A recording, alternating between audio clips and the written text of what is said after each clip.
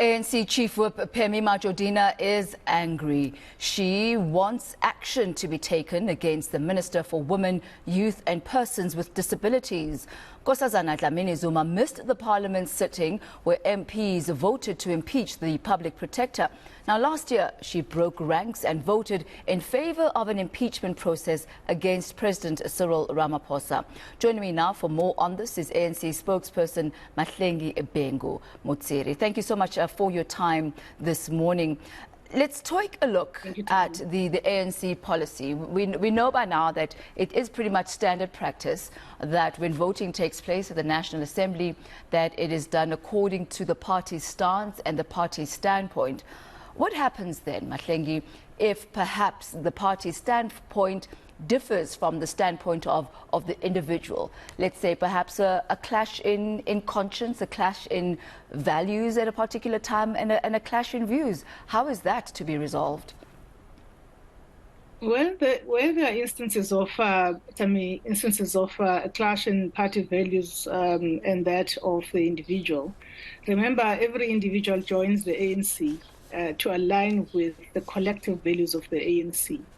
So the ANC takes a very dim view of anyone that goes outside of what we call the line of the party, because the ANC has got very robust mechanisms for debating issues internally. And we expect our members, regardless of their rank in the organization, to ventilate those within the organization. But anyone that does something that is contrary to what has been agreed upon by the parliamentary caucus in this instance is something that is seriously frowned upon. On the case of those that have performed such acts, including Comrade Nkosazana Dlamini-Zuma, these have been referred to the Secretary General for further processing with the National Disciplinary Committee of the ANC. Now, this is not the first time that Nkosazana Dlamini-Zuma has voted contrary or against to what the party's standpoint was. A case in point is the stand on the Phala Phala report in Parliament. What were the repercussions for her then? Well, at that time, remember that the ANC was going through its own processes, setting up new structures, and this is, of course, heading up also to the 55th National Conference. And once conference is concluded, then we reset up all the constitutional organs of the ANC, including the National Disciplinary Committee. I can confirm with you that that case you are referring to, her case and that of the others, are before the National Disciplinary Committee as we speak, having been sanctioned through an internal process. So the process now is going to be similar to that of the Phala Phala transgression, if one can call it that? Well, yes. I mean, it's basically a follow-up, and it's also an additional issue that is going to be looked at by our NDC. And then the NDC, as it operates autonomously, then reports back to the organization about actions that ought to be taken up in line with the ANC constitution. Nkosazana Dlamini-Zuma is undoubtedly a very senior member of the African National Congress, and there have been calls for her to be disciplined. What is that discipline, quote unquote, going to look like? Well, it will be very preemptive of me to say what it would look like, because the NDC then looks at various options and looks at the gravity of the matter. And of course, they've got to consider all manner of things.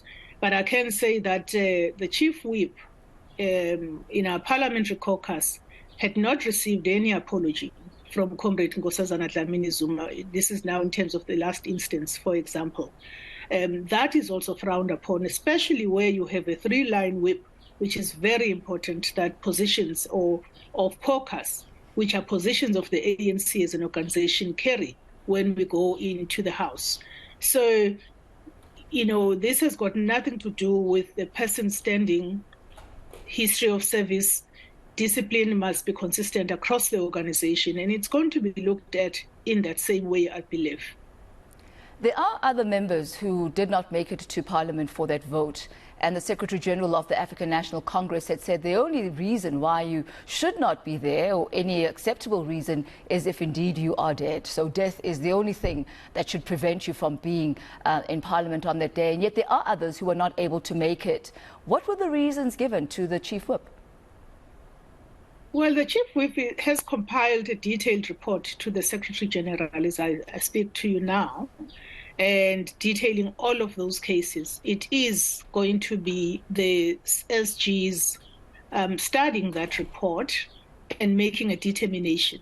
There could be so many other reasons, and I mean, I don't have the detail of the reasons regarding others, but all of those will receive the same treatment as I'm speaking to you, just in terms of how we treat defiance of party positions. You mentioned defiance, and that's how the African National Congress sees the conduct of Nkosazana Dlamini-Zuma.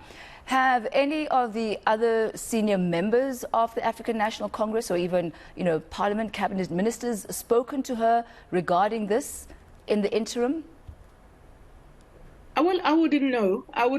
I think that Comrade Nkosazana would also obviously needs to be afforded an opportunity to express herself to the relevant bodies internally within the organization, and I wouldn't want, I'd really be loath to, speculate, including about her own reasons for not making herself available. What I do know, though, that anyone that just makes themselves unavailable when deployed by the ANC to serve our people in Parliament and doesn't show up for sittings of Parliament, even if it's not just about an important matter such as the one around the matter of Advocate Busisiwe Mkhwebana. As a rule of thumb, we expect all our members to honor their obligations when deployed in Parliament or any other organ where they are deployed.